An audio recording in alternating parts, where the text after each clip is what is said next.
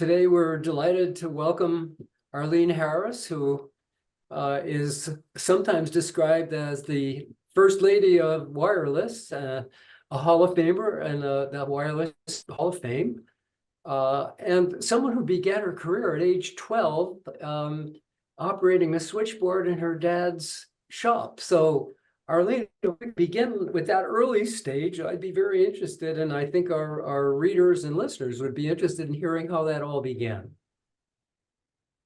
Yeah, well, my dad was an electrician, and I actually started working when I was barely big enough to sit up in a chair and tap on the keyboard of a calculator. In those days, the calculators had dozens of keys, and my job as a probably 6 or 7-year-old was to add up columns in my mother's ledger while she was keeping books for my dad's electrical business. I see. He went on to put communications radios, two-way radios in his trucks so that he could communicate with his helpers, his workmen, while they were out on the job and keep track of what they needed and so on.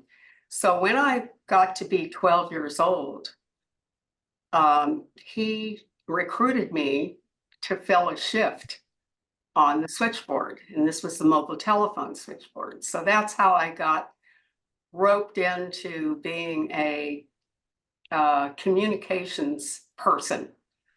It turns out back then, this is in the early 50s, actually, and when I was 12, it was the 60s, because I'm can figure it out. Anyway, I was 12 and I sat on the switchboard overnight. That was my shift. Overnight? Yeah, overnight. Goodness. And in order to do mobile telephone back then, you had to plug the calls together with cords, and you had a speaker up above that was set up so that you could listen to the phone calls and you could hear both sides of those phone calls. And separately, you had a gadget called a calculograph.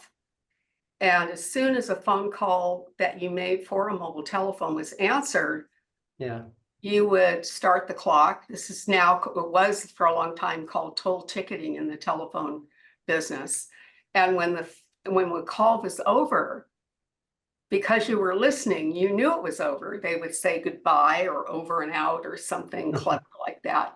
And you stopped the clock. Yeah. So each ticket had that representation of that call, that mobile telephone, and so on. So I'm only getting into the details because your audience are engineers. Sure. So a lot of them probably remember those days. Your dad must have been way ahead of his time, though. This is really unusual, was it not? I mean... Well, at first he tried to do what he was doing as a ham, and he couldn't do it according to the rules. That was all sort of hobbyists and consumer kind of thing, where people had ham radios and they would be talking to each other. But he got a license from the FCC to provide this service. He had one license.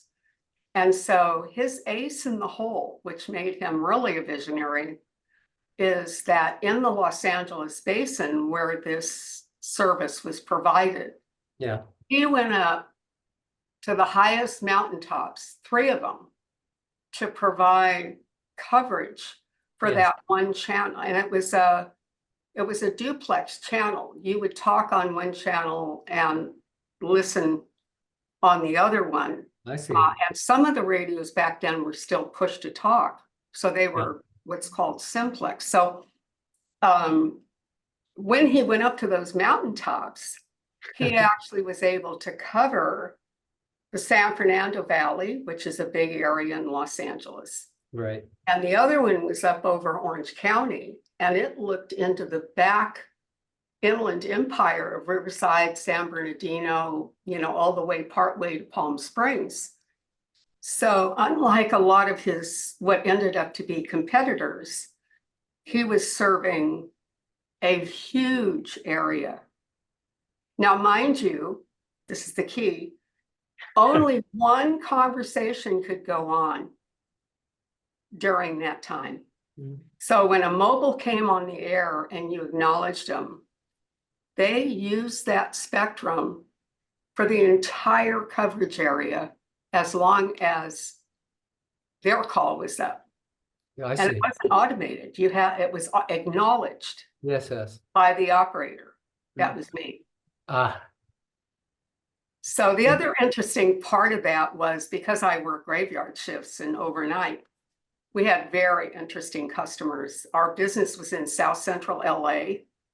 It was probably a little before things got so bad with guns and drugs and so on, but it was still a very rough area. mm. And so we had customers that came in from that area and had a business that they were conducting, hard to say, but I could hear their phone calls. So I kind of knew what their businesses were.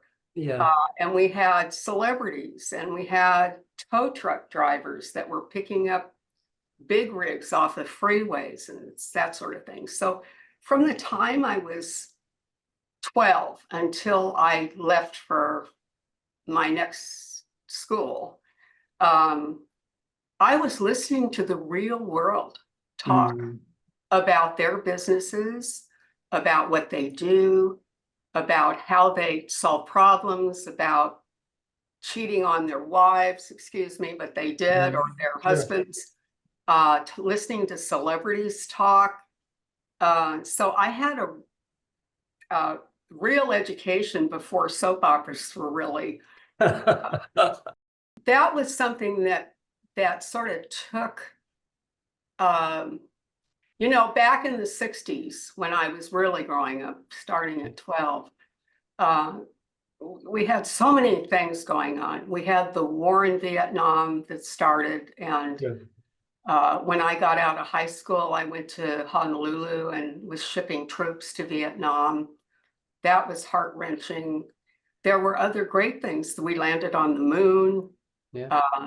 A few years later in the early 70s, Marty, my husband, made his first phone call on a cellular phone. Yeah. So during the 50s and 60s, more the 60s and 70s that I recall, there were just enormous disruptions and challenges and conquests going to the moon and Marty's phone call and all those.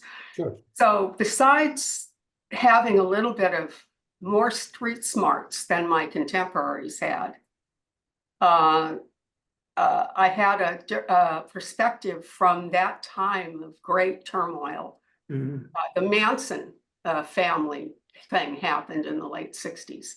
I was working in LA for the airlines at the time, and it was kind of like we were all it was just a tough time. Yeah. Ron, if we could just dwell on this portion just for a second, I'd like to ask another question. Arlene, this is super fascinating, and your experience in your childhood is both impressive, really super impressive for a 12-year-old to be doing this kind of work, and also just super interesting in terms of what the kind of window this offered you into the world. It seems that your interest in telecommunications goes way back to the beginning. I'm wondering if you could speak a little bit about how the environment you grew up in informed what you went on to do, specifically your entrepreneurial endeavors. Like, how did the environment you grow up in spark this entrepreneurial spirit for you? Well, my father was what you would call an entrepreneur. He had no formal training. And he saw opportunities and he saw how to do things right or do them with long-term, long-range thinking, which obviously helps you as an entrepreneur. And I didn't have kids when I was young, so I didn't get distracted. Not that I planned it that way, it just happened that way.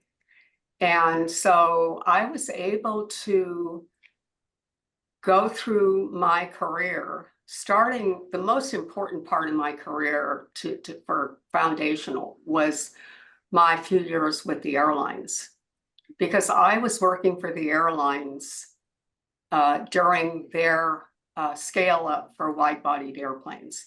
And that one order, an order of a bigger airplane, caused disruption in the entire airline industry. And I was, for a time, right in the middle of that. We had to scale up the airports. We had to scale up the reservations office. We had to put different kinds of facilities for moving baggage and checking people in. And it was a scale up of the entire previous experience of traveling. And what scaling up meant was automation.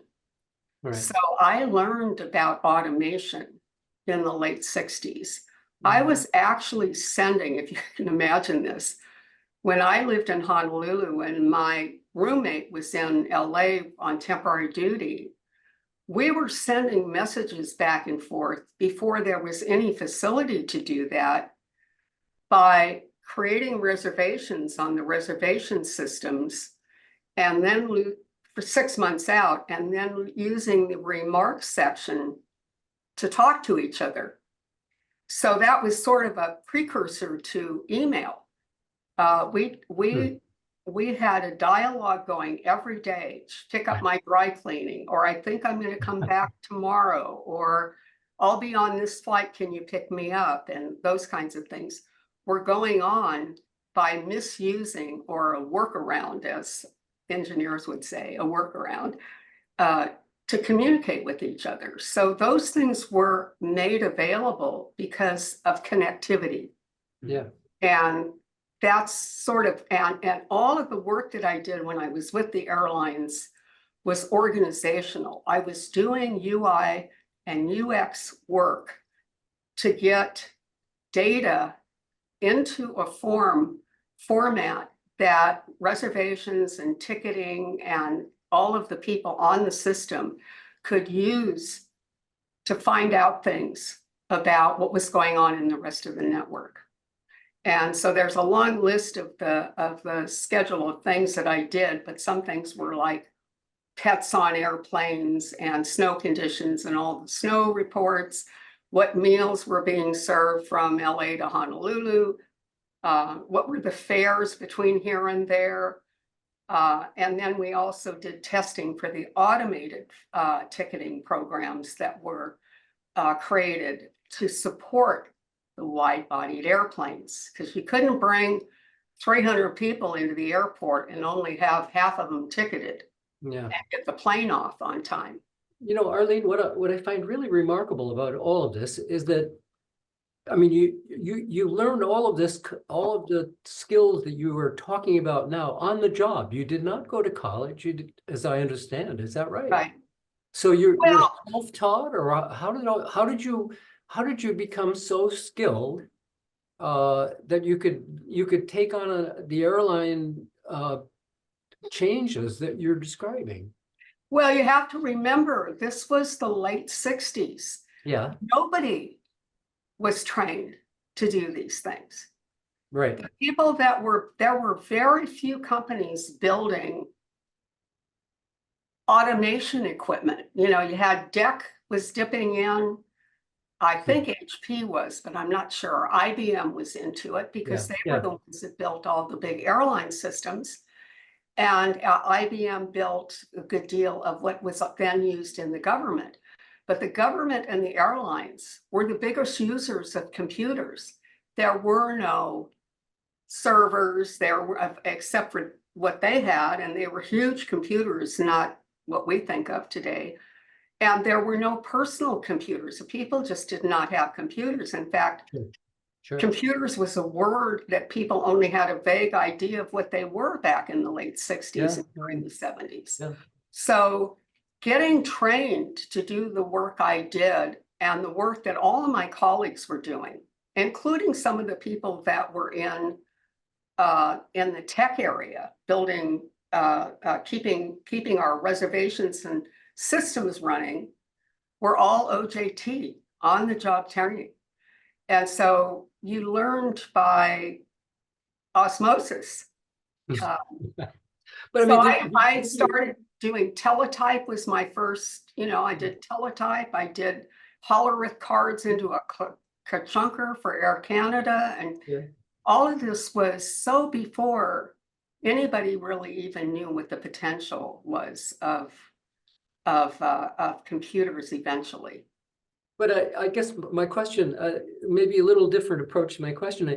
At age 12, you're doing this work with your dad, you're entering high school shortly after that.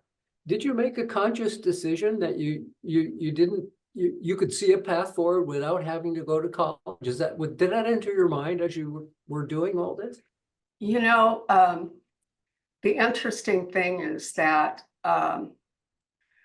I didn't make a conscious decision not to go to college. I was never college material, not because I wasn't smart and not because I couldn't solve problems and do things, but I couldn't read. I couldn't read appropriately to be in a college program. By the time I was in the 7th grade, during grammar school, I was always in remedial reading. By the time I got to the 7th grade, that's about as fast reading and comprehension that I could do. Even today, when I read, my comprehension and my ability to read comes from my being able to see words in a sentence and say them. I have to talk them in my head to understand what they say. And so I learned in junior high where I still didn't get, all the way through school, I didn't get any diagnosis of reading disorder.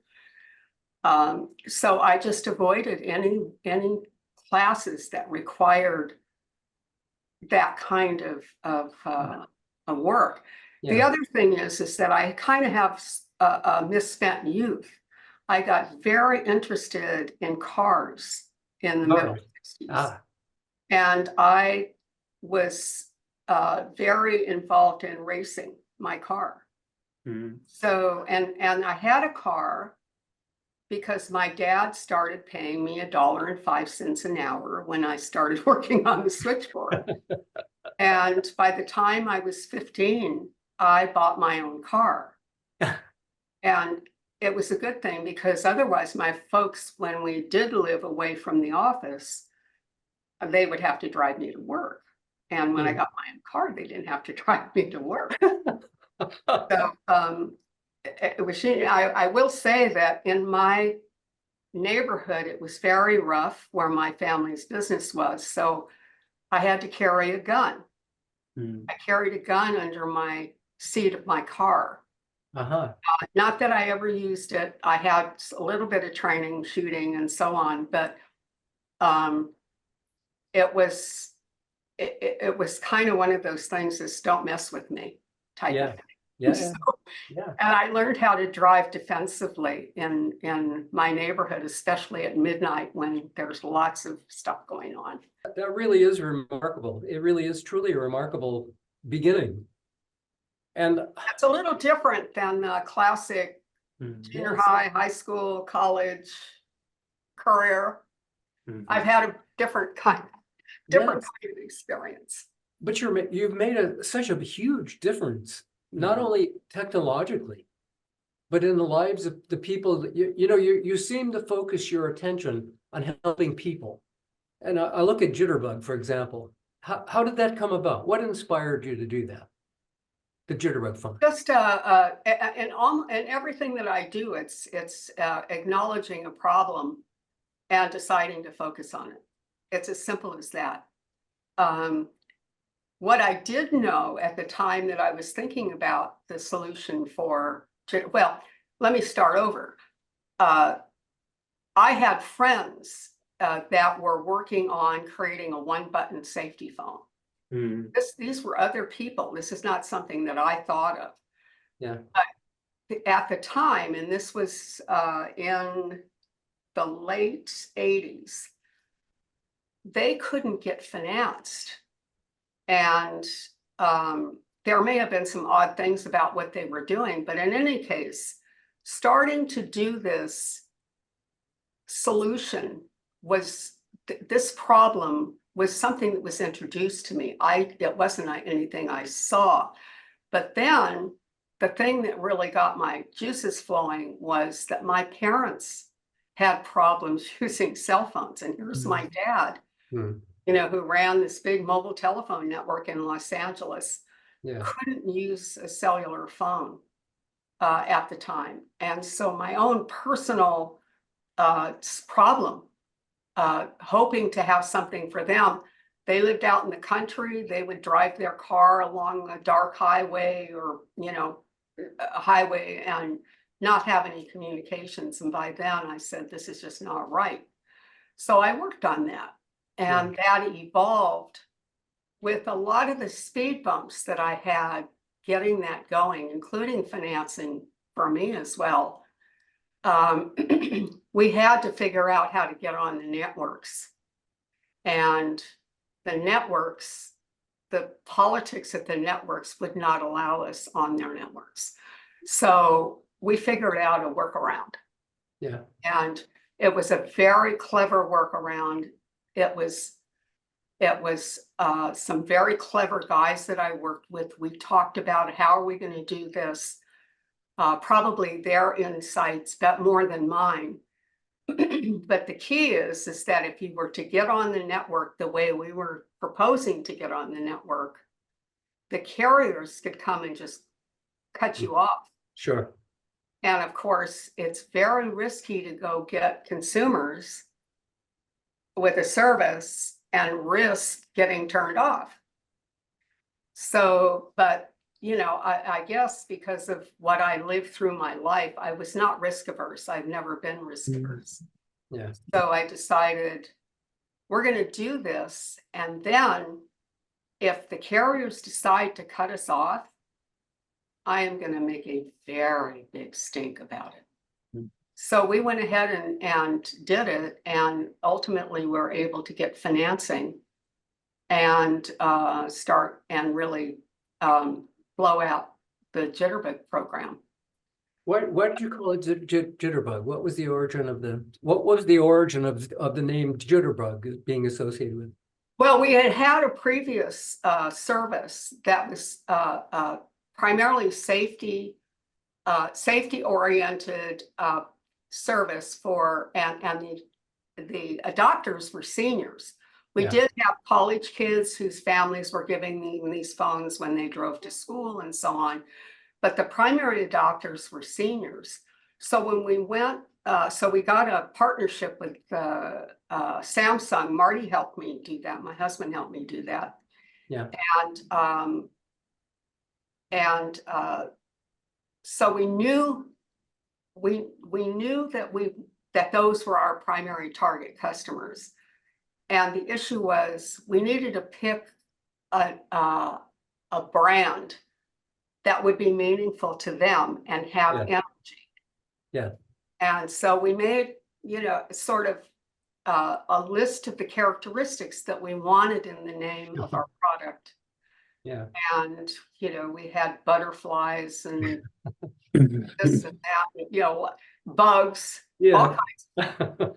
And it turns out that this in the cellular business, there weren't many good names left by the time we named Jitterbug, but we were able to brand it and get our trademark and our service mark and that. So that's how that happened. Yeah, very good.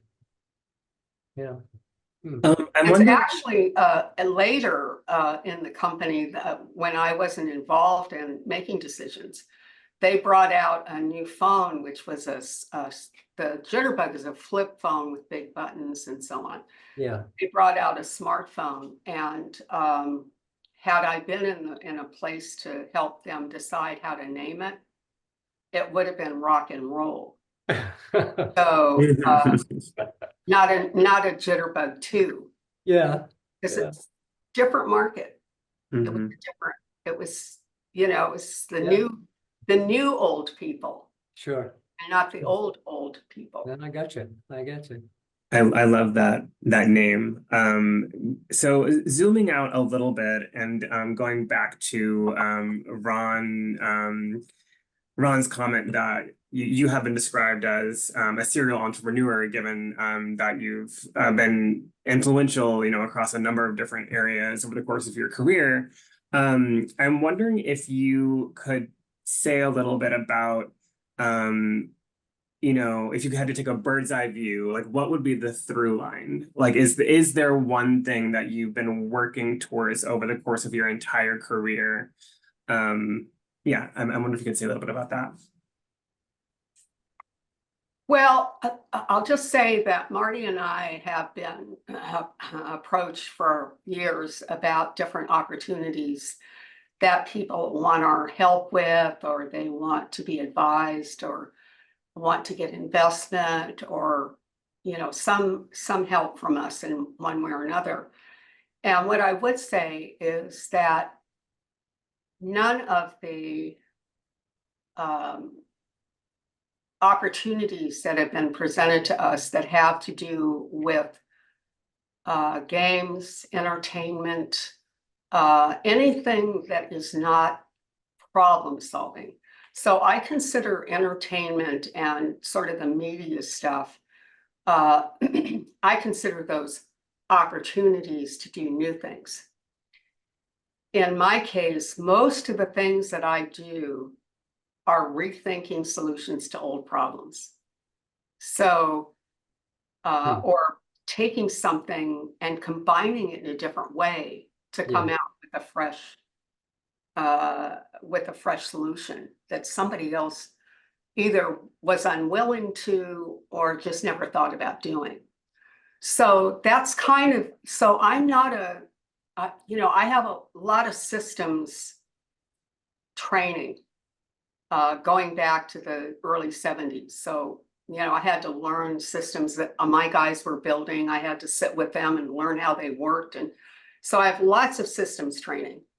I used to be able to think about the mobile and wireless networks and know exactly what was going on. That's not the case anymore. I'm yesterday's expert on that stuff. But what I do know is that it doesn't take fundamental research and development of new things to find ways to make life better and solve problems for people that really need it today. So that's kind of been a thread of the things that I've kind of thought about doing. And the things that, so it's always problem solving. Let's figure out how to fix this. And I guess the other thing is that I've had careers in both fixing for industry, which I did when I was in the billing and customer service, CRM, systems, the roaming systems, which I was very much involved with designing. And so those things are necessary to make the service work.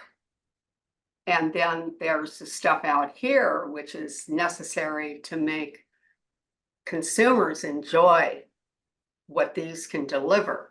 And the delivery part of that is what I later in my career started to focus more on, to see what the consumers were seeing and be frustrated with the implementations that didn't take into account the needs of whole segments of our society. So today I'm very focused on things like privacy, data privacy. We've funded a program called the Internet Safety Lab. And I'm still working on trying to restart a company that I spun up and then had to spin down during the pandemic. So that's another effort. And that's one where we're trying to solve problems for families who have loads of hard media, all of their old photographs and papers and so on that really need to be digitized. Where we want to find a way to make that easy for them and reliable. Mhm. So we started that business, and then we couldn't test our products during the pandemic. So I'm hopeful to start it back up again. But again, it's for families now. This is not my industry, is not my focus. It's Is what you're just describing an outgrowth of Dyna and the incubator phenomenon that you folks are interested in? Is that a startup that you've initiated? yeah, we started it. We did start it out of our Dyna is just our business anchor. Right. It's an LLC, and we've done consulting from there. We've started businesses from there. We've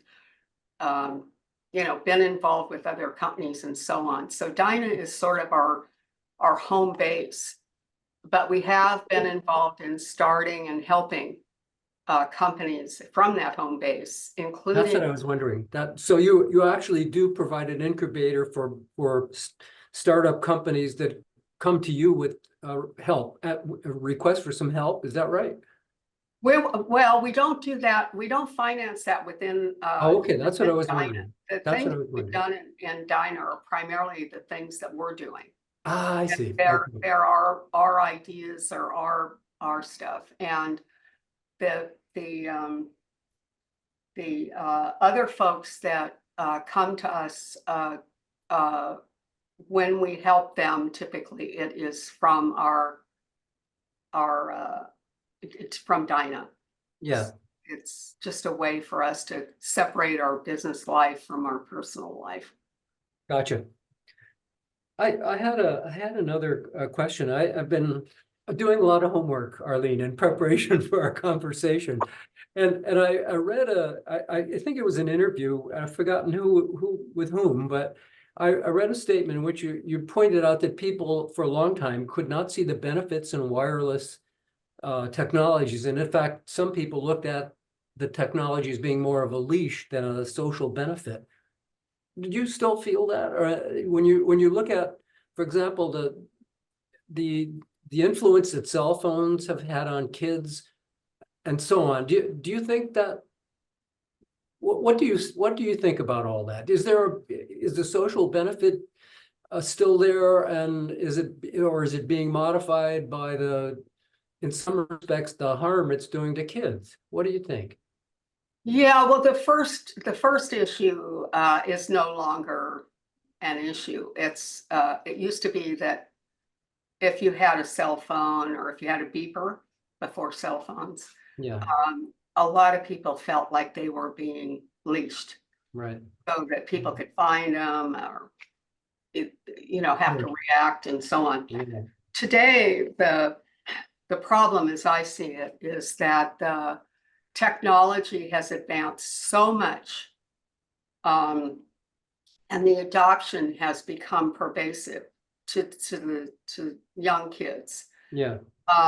That and we've allowed the technology community to aggregate. When I say we've allowed it, that's what's happened. And consequently, things that we used to think were sacrosanct, like in thinking about social media, before this advent of mobile telephony and computer services, you couldn't get, if you were a newspaper publisher like you all are doing, the FCC had rules about how many markets you could be in. Yes. Okay, that's just one simple thought about that. So the FCC kept you from, becoming to monopolize people's minds. by putting up newspapers in every market. Well, then you've got Apple and Google. And Google and Apple and a few others are now global markets. Sure. They don't have any restrictions on what gets published. Right. The people that put stuff on their networks are not under any real guidelines about what they can do. And so you've got effectively a global footprint, not just 7 or 8 markets that a publisher could have in the US 20 or 30 years ago, but an entire world market. Mhm. And so that has changed how we should be thinking about what these systems should do, Yeah. how they should behave. So the hard part about it, and by the way, I've never been a parent, but Marty and I have some grandchildren, and I have to say that the fact that parents have such a hard time managing the influences of their children today. Mhm. You know, we were kids who'd go out on our bicycle and maybe we'd get in trouble. But now you can sit in your bedroom at night and get in trouble. Yeah. And kids can do that. And so I think the hope that I have is that there will come a layer in the network that says, I have a device, I have this layer that's there to protect what goes on and how my device serves me. Yeah. And the rest of the world has to go through my filter, and that parents would have the ability to manage that filter for their kids. Yes. So that there's an AI, when we get to that, level, that we have our own personal AIs that are aware that we're underage, and that there needs to be some supervision, Yeah. and that the things that come into your view are then satisfied by your personal AI. That's an interesting idea. Yes, I see your point. It's a very difficult thing to do. Yeah. And what I'm investigating now is to see whether our chip makers, our operating system people, and our chip makers, the people that make the fundamental materials that make all of this work, whether or not in order to do that, you have to get to that level and actually split up what comes through to these cell phones and comes through to. I think that's a very interesting, what prompted my question was the recent interest on the part of the US Senate, Congress, and in terms of TikTok. I mean, that's partly to do with the Chinese influence, government's influence, but also the impact it has on young kids everywhere. But your solutions, your comment's an interesting one. That might be a far better approach. That's a very interesting thought. Well, Arlene. a lot of people have said we are no longer in control, Yeah. and we never will be again.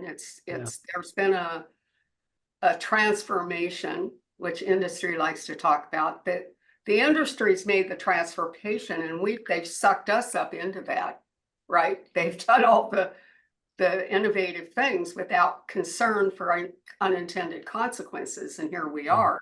That's it. Yeah. So the thing is, a lot of people, because we've been involved in and concerned about data privacy for a long time, Sure. you've got a lot of people saying privacy's gone and we'll never get it back. Well, my feeling is that if we did the right thing to get privacy back, it would only take a few years, and privacy that was distorted or taken from us 5 years ago it's old, it's stale. So if we could just stop that flow and make sure that going forward we have good guardrails to take care of, and also on what AI is going to do for us and to us. Well, there's so much concern about AI in the context of potential negative effects on our societal on society. But what you're suggesting is actually a very useful approach. And that's really quite a nice thought. I like that. Yeah, well, it's a thought. Yeah, but it is a Yeah, thought, and it's a good thought. Carl, the you have networks some- have become so complex, yes, and the way they interface and all of the protocol, everything that has to work together just to Yeah. make a product, it's almost impossible today to make anything that will get any reasonable adoption or have a business plan where you can raise money. It's almost impossible to do that without having to deal with these big monsters, yeah, because everybody's carrying an Android or an Apple Yeah. phone. sure. And you're kind of stuck if you're building software for people that carry these devices. Yeah. You know, it's just not, you're just gonna have to put up with it until there's ways. Now, Apple's just gotten dinged for their store practices. And when you've got that much of a market, it's not surprising. Yeah, yeah, Arlene, one thing that I'm picking up on here in our conversation, and also thinking about all of your accomplishments in your career, is your ability and interest in thinking from the perspective of consumers. You know, thinking about user friendliness, thinking about protecting people's privacies. You know, thinking about solving problems for consumers. I guess to zero in on this user friendliness or accessibility piece, and this is going back to the jitterbug. You know, how would you assess the state of user friendliness or accessibility as far as technology goes today? Like, yeah, do you have any thought, the kind of broad thoughts? Yeah, well, pretty much unless something's purpose-built and branded for people that are have impairments. Let's say they're not necessarily old, they have impairments. Unless they're made purposeful and branded for them, if you go to the mainstream mass market, you will not find user experiences that work for them, period. Yeah, I mean, it's just the way it is. So you have to almost brand for that market and focus on a problem to get it solved. When you think about the fact that we've got all of these platforms that we work on, I have 5 big platforms that I work on, and then other software that when I'm involved with, say, a program, I've got a nonprofit I'm working on. When I do that, I've got to adopt their stuff to be able to look at their reports and do this. So the fact that we've got lots of choices makes what we do very confusing. And what I believe has been needed in the market, and this is why I applaud what's happening with the store problem here, there need to be stores that are curated for a purpose. And we need to be able to give whole segments of the community ways to get at things that are purposefully made for a market. Now, that says you do have to adopt some of the demographic standards or things that people believe are pretty typical of this particular market. Doesn't mean you can't go to other stores, but having a curated app market for a senior who's typical of people who are 80 plus, or typical of kids that are under 10, or typical things that, you know, so it's not perfect, but having things broken down where there are other people that are actually doing the tests and looking at how they behave and saying, this product should not be marketed to these people because look at this. And they're all over the place. So I'm not a fan. In fact, I think it's gotten worse all of these systems that don't play nice with each other because they're trying to own the customers, you know, their contacts or something, you know, they want to own it, their photos or this or that. Yeah, I really dislike that a lot. Mhm. Now, I'm just curious, and you really have a remarkable history and sense of perspective. Do you share that with other young people? Do you meet with young people and talk about these things? Or, 'cause I just find it quite an inspiration to hear what you've said and how you've done all this. I think young people would benefit from that. Yeah, well, I do. I have like I said at the beginning, I've had many interviews much like this. Yeah. Yours has been fun. Uh, but it makes every time I do this, it makes me think of things I haven't thought about it. But Mhm. Why am I not surprised? but yeah, you know, I am. So sometimes people ask me, well, tell me some of the things that you would advise other people. And one thing I think has happened, and you know, it's good news and the bad news. There's so much distraction in trying to do things today that it makes it hard for people to focus. And so you have to pick what you're going to do. And in my case, today I'm not nearly as busy as I was because I spun down my my startup 2 years ago. Yeah. And you know, I'm in the process of figuring out how to spin it back up. So that's a work in progress. But you also have other things, you know, asked about, you know, family issues when you're an entrepreneur.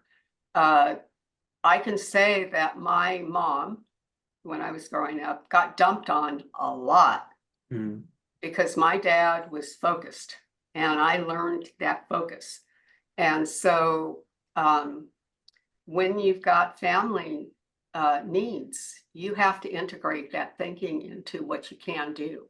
Sure. So kind of to answer your question, since the pandemic, between some health problems and our family and the pandemic, I would say that it's one of the least active times in my life doing much. Mm. And that includes getting out and talking to kids. We do that. Yeah. Marty and I both. In fact, he's really good at it. He loves talking to kids. So we do that, but I haven't made it a focus. Well, I hope that many people, especially maybe some of our younger members, will listen to this conversation and read it and feel the same way I do. I mean, you're really quite a remarkable person, and the things you've done are really quite astonishing. You know, I mean, you see opportunities and you know how to address them, and you've done that sequentially with a whole range of things. Yeah, there's two things that I credit that with. One is I can't read very well, so I never got buried in an individual discipline. You know That's what I an mean? I interesting never point. went Yeah. to engineering. I never did this. I never did Yeah. that. So I had to look across. So Mhm. you know, and make and consolidate my view of things into pretty, you know, like principles.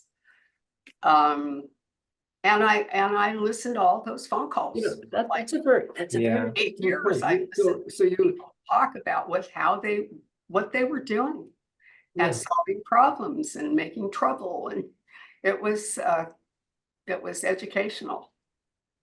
You know, I'm always curious about the way nature treats us all. And here you're describing a situation where reading is difficult for you, but you have such clarity of vision when it comes to other things. You can see a need and you can respond to it. It's a different form of reading. It's not reading text, it's reading society or reading our culture. And that's an incredibly valuable capacity. That's why I think going forward that the way for us to improve what's happened in the world, a lot of the, again, the unintended consequences of the things that are going on are going to be solved by teams of people that include cognitive scientists, designers, people that the engineers need to have their ear to the ground for those people. Yeah. Because this business of us solving, going on a bench and soldering something and doing some one thing that fits into a system of other things that, you know, are done the same way, Yeah. isn't going to be enough for the big problems that we've created or that we have now. Yeah. Well, that's a very interesting, and maybe that's a good note on which to close. We're about an hour into this. It's been very quick, and I've enjoyed this enormously, Arlene. I thank you for being with us today. Oh, appreciate it. Yeah. You've drummed up some of my old memories. Good. I echo what Ron said. I'd say this was a super inspiring conversation, and I have no doubt that it'll be inspiring for our viewers and readers as well. So it's really lovely for you to invite me to do this. I really do appreciate it, and it's been fun on top of that. Thank you. Even better. Great. Thank you. Our pleasure. Okay, if you want to do it again, I'm happy to.